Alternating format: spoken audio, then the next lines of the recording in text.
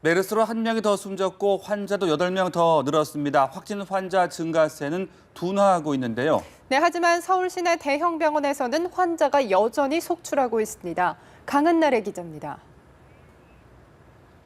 메르스 확진자가 세 자릿수 돌파를 눈앞에 두고 있습니다. 하루 만에 8명이 늘어 모두 95명이 된 겁니다. 하지만 늘어난 확진자 수는 하루 전의 3분의 1. 2차 유행지로 지목된 삼성서울병원의 추가 발병자가 3명으로 줄어든 게 큰 원인인데 메르스 확산 기세가 수그러들 것이란 기대감까지 낳고 있습니다.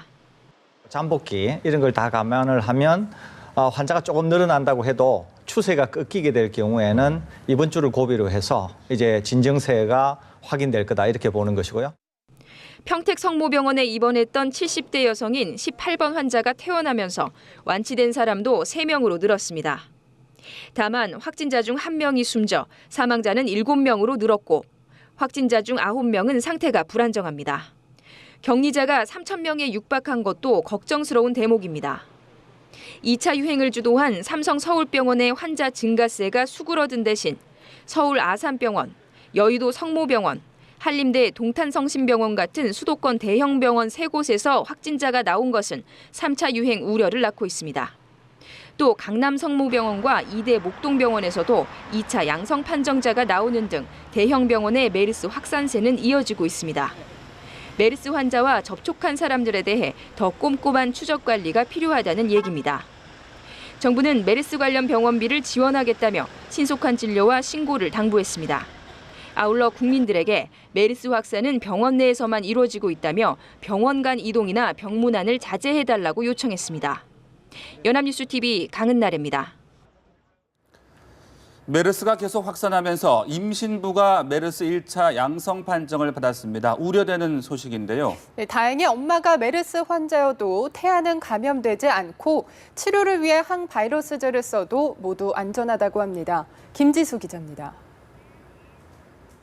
메르스 불똥이 임신부까지 확산했습니다. 출산을 앞둔 40대 여성이 삼성 서울병원에 입원 중이었는데 급체로 이 병원 응급실에 찾은 어머니를 만나러 갔다가 감염된 겁니다. 임신부 메르스 감염은 세계적으로 드물지만 국내에서 메르스가 급속히 퍼지고 있어 우려가 큽니다. 메르스는 임신부가 감염돼도 태아에게 옮겨지지 않으며 항바이러스제를 투여해도 엄마와 태아 모두 안전하다고 전문가들은 말합니다. 안전한 약제입니다. 그러니까 메르스 감염이 혹시 의심되는 확진이 된 임신부라 하면 반드시 당연히 써야 되는 약제고요. 그 약제를 사용함으로써 아기나 그 엄마한테 아무런 해가 없는 약제이기 때문에 사용을 꼭 해야 합니다. 임신을 하면 자궁이 커지면서 심장과 폐 기능이 약해지고 면역력도 떨어지기 쉬워 호흡기 감염 질환에 걸리기 쉽습니다. 따라서 임신부는 마스크 착용과 손 씻기와 같은 위생 수칙을 더욱더 철저히 지켜야 합니다. 연합뉴스TV 김지수입니다. 메르스 확진 환자가 입원해 있는 동안 같은 병원에서 학생 수백 명이 단체 건강검진을 받은 사실이 뒤늦게 확인돼 논란이 일고 있습니다. 경기도 교육청에 따르면 지난 7일 보건당국이 병원 명단을 공개하기 전 학생 700여 명이 도내 5개 병원에서 메르스 확진 환자가 입원한 기간 같은 병원에서 건강검진을 받았습니다. 교육당국과 학부모들은 메르스 관련 병원 명단을 하루라도 더 빨리 공개했더라면 애꿎은 학생들이 감염 위험에 노출되지 않았을 것이라며 분통을 터뜨리고 있습니다. 뒤늦게 메르스 관련 병원 명단을 알게 된 학교들은 가정통신문을 통해 학부모에게 사실을 전달하고 즉각 휴업 조치하는 한편 학생들에 대한 모니터링을 확대하고 있습니다. 중국 출장 중 메르스 확진 판정을 받은 한국인 환자의 상태가 안정적인 것으로 전해졌습니다. 광둥성 보건가족계획부는 기자회견에서 환자가 여전히 폐렴 증상을 보이고 있지만 몸 상태가 서서히 회복하고 나흘간 발열 증세도 보이지 않았다고 전했습니다. 당국은 이어 환자와 밀접 접촉해 격리된 75명 역시 모두 음성 판정이 나왔다고 덧붙였습니다.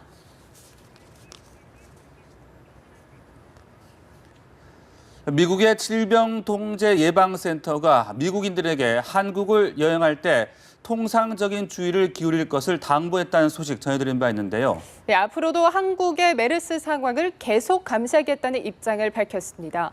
워싱턴에서 김범현 특파원입니다. 우리나라의 메르스 상황을 3단계 중 가장 낮은 수준인 주의로 분류한 미국의 질병통제예방센터 CDC. 한국을 여행하는 미국인들에게 통상적인 수준의 주의를 당부한 겁니다. 비누로 손을 씻고 눈, 코, 입에 손을 대는 일을 피하라는 여행객 행동 요령도 함께 제시했습니다. CDC 공보담당관은 현지 시간 9일 연합뉴스에 보낸 이메일 논평에서 많은 변수를 고려해 통상적인 주의를 당부하는 1단계 조치를 취한 것이라며 한국의 메르스 상황을 계속 감시할 것이라고 밝혔습니다. 그러면서 만일 모든 여행객들에게 특별한 예방 조치가 필요하다면 2단계 조치가 취해질 수 있다고 설명했습니다. 이런 가운데 지난 2013년 사우디아라비아에서 메르스를 연구한 미국 존스홉킨스대 프리스 펄 교수는 연합뉴스와의 서면 인터뷰에서 한국의 이번 사례가 메르스 전염 체계를 연구하는 데 도움을 줄 것이라고 내다봤습니다. 그동안 적지 않은 연구에도 메르스 발병 원인, 메르스 바이러스의 전염 경로 등이 충분히 알려지지 않았기 때문입니다. 동시에 펄 교수는 한국의 보건당국이 메르스 공포를 가라앉히기 위해서는 메르스 바이러스가 왜 확산되고 있는지를 파악하고 지금의 예방 조치가 메르스 사태 차단에 도움이 된다는 점을 보여줘야 한다고 강조했습니다. 지난해 2명의 메르스 환자가 발생한 미국에서도 아직 메르스 백신이 개발되지 않은 가운데 메릴랜드 대학 등이 메르스 백신 후보군의 임상시험을 준비 중이라고 펄 교수는 소개했습니다. 워싱턴에서 연합뉴스TV 김범현입니다. 세계보건기구의 피터 벤 엠바렉 박사는 메르스 발병 사태와 관련해 한국은 메르스가 계속 반복적으로 발생하는 지속 감염 국가가 아니라고 밝혔습니다. 메르스 관련 업무를 담당하는 엠바렉 박사는 스위스 제네바 유럽 유엔 본부에서 브리핑을 갖고 감염 환자가 전부 병원 내에서 발생한 점을 들면서 이같이 설명했습니다. 또 국내 메르스 발병 전염 추이가 카타르나, 프랑스, 영국 등과 매우 비슷하다고 덧붙였습니다. 메르스 백신 개발에 대해서 엠바렉 박사는 현재 중동에서 메르스의 원인으로 알려진 낙타를 대상으로 백신 실험이 진행되고 있으며 조만간 임상 시험도 할 예정이라고 덧붙였습니다. 정부가 메르스 환자가 발생한 서울과 경기, 대전, 충남, 아산 등 4개 지역의 폐렴 환자를 상대로 메르스 감염 여부를 일제히 조사합니다. 또 환자 발생 병원명을 공개한 데 이어 개인정보를 침해하지 않는 범위에서 중증, 경증 등 환자의 상태를 정확히 알리기로 했습니다. 최경환 국무총리 대행은 대전 건양대병원을 찾아 이같이 밝히며 전국 병원을 대상으로 한 음압시설 확충은 내년 예산 편성에 반영하겠다고 말했습니다. 또 메르스 치료 비용에 대해서는 국가적 위기 상황이기 때문에 음성이든 양성이든 가능하다면 비용은 국가가 부담하는 것을 원칙으로 하겠다고 강조했습니다. 메르스 감염이 의심되는 자택 격리자는 현재 서울에서만 2,000명이 넘습니다. 이들을 위한 생필품 지원도 본격적으로 시작됐는데요. 네, 이를 직접 배달하는 자치구 직원들도 비상이 걸렸습니다. 저희 연합뉴스TV가 그 현장을 카메라에 담았습니다. 김민혜 기자입니다. 구청 직원들이 생필품들을 박스에 넣어 포장하는 작업이 한창입니다. 쌀과 라면, 즉석식품, 샴푸, 린스 같은 생활용품이 든 박스들이 트럭에 차곡차곡 쌓이고 채운게 왔어. 한 가구에 하나씩 전달될 채운게도 함께 실립니다. 메르스 감염이 우려돼 2주 동안 자택에 격리되는 주민들에게 전해질 물건입니다. 그래서 1차분으로 기본적인 걸 지원하고 가족 수가 많으신 분들은 2인 이상 되시는 분들은 추가로 2차 지급을. 메르스 확산 예방을 위해 배달은 구청 직원들이 직접 나섰습니다.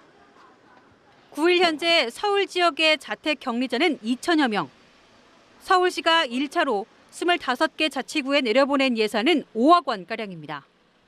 가구당 10만 원 안팎의 필요한 물품을 구비해 자택 격리자에게 전달하도록 했는데 자치구 직원들은 감염에 대비해 배달 시 마스크와 장갑을 반드시 착용해야 합니다.